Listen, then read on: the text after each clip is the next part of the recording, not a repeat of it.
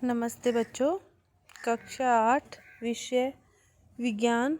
आपका लेसन है तीसरा, संश्लेषित रेशे और प्लास्टिक। इसका जो आधा पार्ट है वो अपने पहले कर चुके हैं कि रेशे किसे कहते हैं, बहुलक किसे कहते हैं, रेशे कितने प्रकार के थे, 2 प्रकार के थे, प्राकृतिक और कृत्रिम। कृत्रिम में आगे कितने प्रकार के पढ़े, अपने 3 प्रकार के पढ़े, रेयॉन, नायलॉन, पॉलीएस्टर और एक्रिलिक।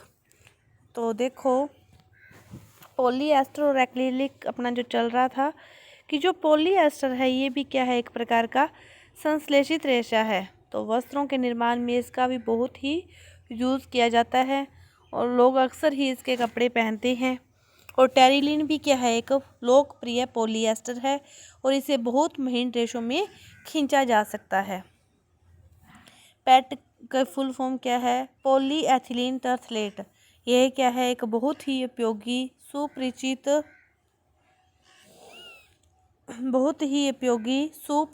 पॉलीएस्टर है।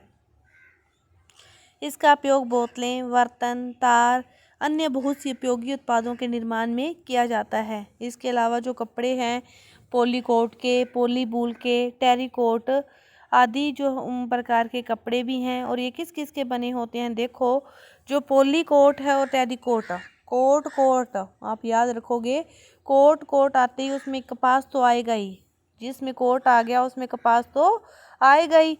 अब पॉलीकोट है तो पॉलीएस्टर और टेरिकोट है तो टेरी से टेरिलीन, पॉली से पॉलीएस्टर, कोट आ गया तो कपास आएगा ही। अब पॉलीवूल, पॉलीएस्टर और ऊन का मिश्रण पॉलीवूल से। पॉलीएस्टर और एक्रिलिक में क्या होता है कि जो बाज़ारों में गर्म आप कपड़े देखते हो कि लगते हैं कि ये कपड़े किसके बने हैं, ऊन के बने हैं, लेकिन वो कपड़े ऊन के बने नहीं होते। देखने से ही अपने को लगता है कि वो कपड़े किसके बने हैं, ऊन के बने हैं। तो इस तरह की बहुत सी जो विशेषताएं हैं वो एक विशेष प्रकार की संश्लेषित रेशे तैयार किए जाते हैं जो क्या कहलाते हैं, एक्रिलिक कहलाते हैं। क्या कहलाते हैं, एक्रिलिक कहलाते हैं। पॉलीएस्टर और एक्रिलिक। प्राकृतिक ऊन काफ़ी महंगी होती है जबकि एक्रिलिक से बनी वस्तुएं अपेक्षाकृत बहुत सस्ती होती है।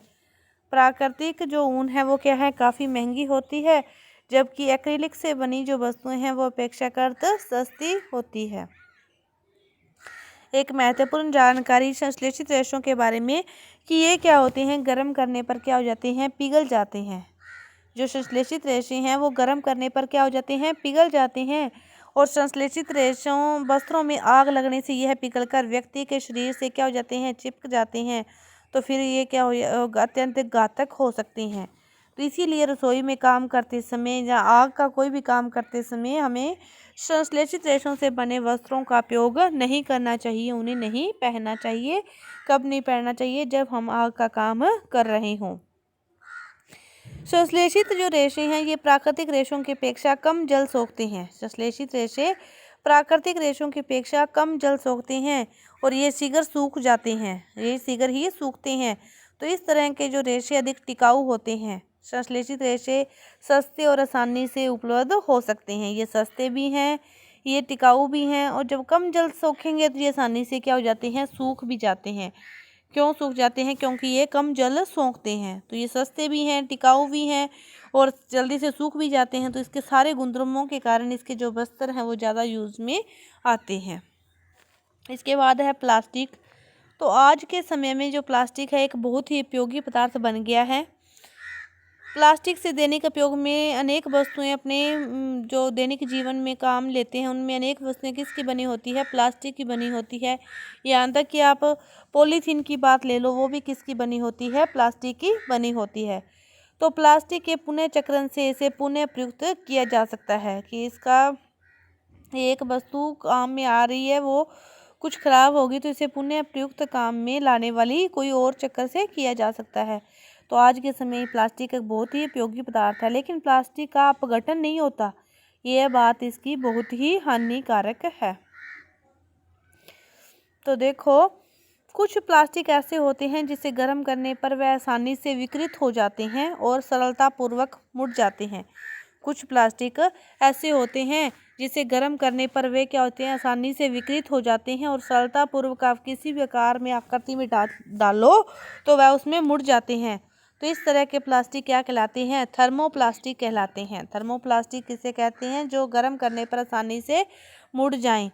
पॉलीथीन और पीवीसी पॉलीविनाइल क्लोराइड थर्मोप्लास्टिक के कुछ उदाहरण हैं।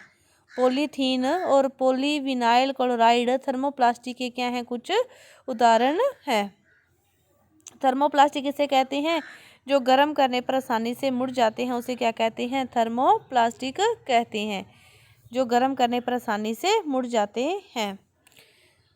पीवीसी का जो उपयोग किया जाता है खिलौने, कंघियाँ, पात्रों के निर्माण में किया जाता है। पीवीसी पॉलीविनाइल क्लोराइड, इसका उपयोग खिलौने, कंघियों और पात्रों के निर्माण में किया जाता है। कुछ जो प्लास्टिक ऐसे होते हैं जिन्हें एक बार सांचे में डाल दिया जाए और उन्हें ऊष्मा देकर गर्म नहीं किया जा सकता। कुछ प्लास्टिक ऐसे हैं जिन्हें मतलब जो आपने अभी पढ़ा थर्मोप्लास्टिक, वो तो क्या था कि गर्म करने पर आसानी से विकृत हो जाते हैं, लेकिन कुछ प्लास्टिक ऐसे हैं जिन्हें नरम नहीं किया जा सकता, तो वो क्या कहलाए, थर्मोसेटिंग प्लास्टिक। क्या कहलाएगा, थर्मोसेटिंग प्लास्टिक कहलाएंगे। थर्मोप्लास्टिक उसको किसी भी सांचे में डाला जा सकता है गर्म करके, लेकिन थर्मोसेटिंग को नहीं गर्म किया जा सकता, नहीं नरम किया जा सकता। थर्मोप्लास्टिक के दो उदाहरण हैं, बेकेलाइट और मेलामाइन। थर्मोप्लास्टिक के दो उदाहरण हैं, बेकेलाइट और मेलामाइन थर्मोप्लास्टिक के उदाहरण हैं। प्लास्टिक बेकेलाइट जो प्लास्टिक है ये क्या होता है, ऊष्मा और विद्युत का कुचालक है। कुचालक का अर्थ क्या है हुआ, इसके अंतर्गत से विद्युत धारा का प्रवाह नहीं होता, तो ये क्या कहलाए, विद्युत धारा के कुचालक कहलाए। कुचालक हैं तो इसके बिजली के जो स्विच हैं और विभिन्न बर्तनों के जो हत्थे हैं, तो फिर वो किस से बने होते हैं, इसी प्लास्टिक से बने होते हैं, बेकेलाइट से ही। बिजली के स्विच इसलिए से बने होते हैं ताकि उसमें विद्युत धारा का प्रवाह नहीं होता, तो करंट नहीं आएगा, तो ये किसके बने होते हैं, बेकेलाइट के बने होते हैं। मेलामाइन है, ये आग का प्रतिरोधक है तथा अन्य प्लास्टिक की अपेक्षा ऊष्मा को सहने की जो अधिक क्षमता रखता है वो मेलामाइन रखता है। तो यह फर्श की टाइलें, रसोई के बर्तन आदि बनाने में इसका उपयोग आता है। मेलामाइन आग का प्रतिरोधक है, बेकेलाइट विद्युत का कुचालक है। तो कुचालक है तो उससे बिजली की स्विच, बर्तनों के हत्थे बनाए जाते हैं। तो मेलामाइन से क्या बनता है, फर्श की टाइलें, रसोई के बर्तन आदि चीज़ें बनाने में इसका उपयोग किया जाता है। प्लास्टिक के जो प्रमुख उपयोग हैं कि खाद्य सामग्रियों के संचयन हेतु प्लास्टिक पात्र सबसे सुविधाजनक होते हैं। हल्के होने के कारण प्लास्टिक का उपयोग कारों, वायुयानों और अंतरिक्ष यानों में भी होता है।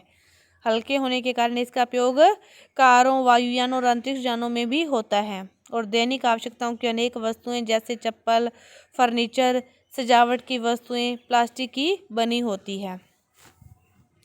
दैनिक आवश्यकताओं की जो अनेक वस्तुएं हैं, चप्पल, फर्नीचर, सजावट, ये किसकी बनी होती है, प्लास्टिक की बनी होती है।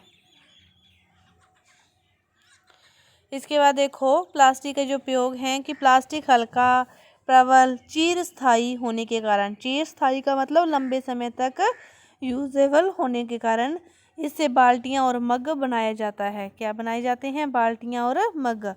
ऊष्मा और विद्युत के कुचालक होने के कारण प्लास्टिक से बिजली के तार ढके रहते हैं और खाना बनाने वाले पात्रों के हत्थे इसके बने होते हैं।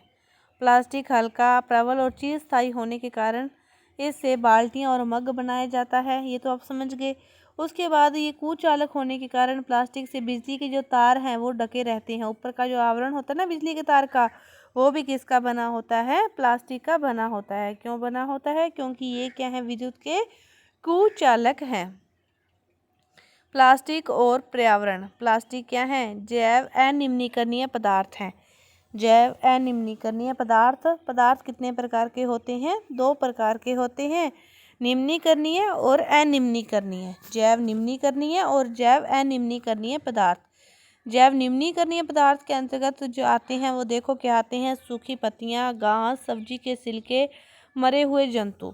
इसका अर्थ क्या हुआ, जैव निम्नीकरणीय पदार्थ किसे कहते हैं, वे पदार्थ जो अपघटित हो जाते हैं, जो वातावरण में सूक्ष्म जीवों के द्वारा अपघटित हो जाते हैं। कि सूखी पत्तियां आप एक जगह पड़ी है तो कुछ दिनों के बाद देखते हो वे आगे टूट जाती है। घास, सब्जी के छिलके वो भी क्या हो जाते हैं, अपघटित हो जाते हैं।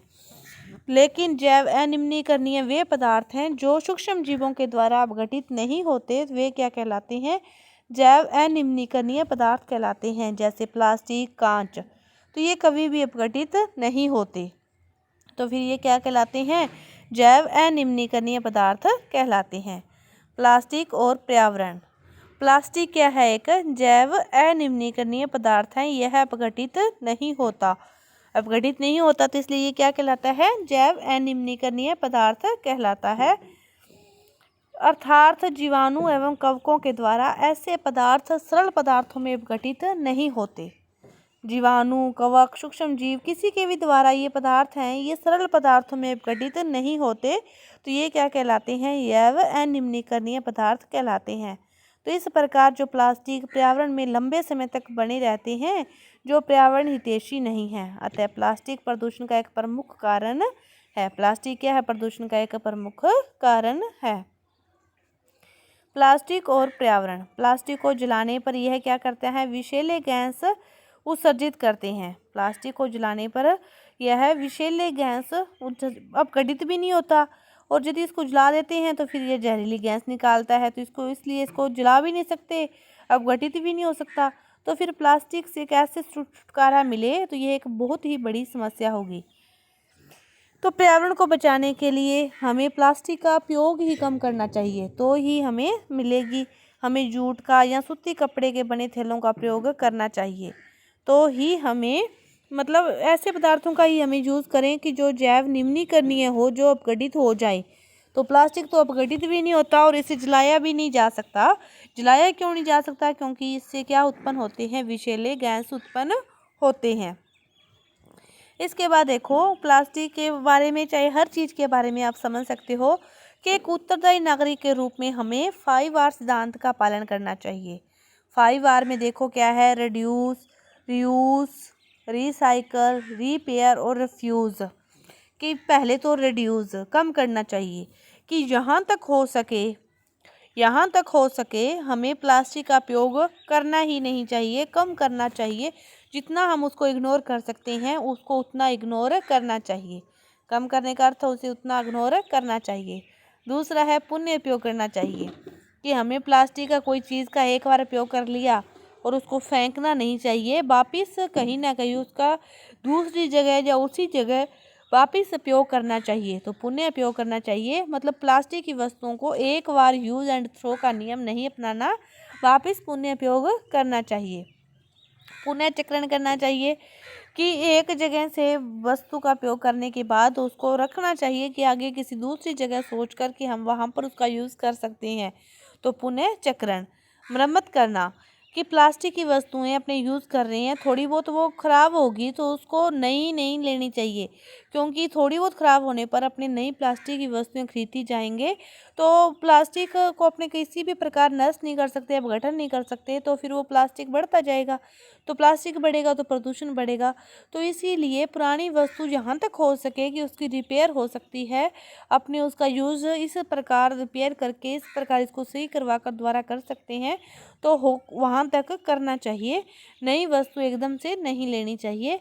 और है फिर उपयोग ना करना, कि हो सके तो हमें इसका उपयोग ही नहीं करना चाहिए, कि हमें ना कम करना पड़ेगा, ना पुनः उपयोग, ना मरम्मत, कि इन चक्रों से गुजरना ही नहीं पड़ेगा, तो हमें उसका उपयोग ही नहीं करना चाहिए। कम से कम उपयोग करें प्लास्टिक का, और यदि उपयोग करें तो कम करें। फिर एक बार करके उसको फेंकें ना, पुनः उपयोग करें, फिर पुनः चक्रण करें। और यदि कोई वस्तु खराब हो रही है तो उसकी जहाँ तक हो सके मरम्मत करवा कर पुनः उपयोग करना चाहिए। तो ये 5R सिद्धांत का उपयोग प्लास्टिक के उपयोग के लिए हर उत्तरदायी नागरिक के लिए ये आपका ये पाठ था जो पूरा हुआ। धन्यवाद।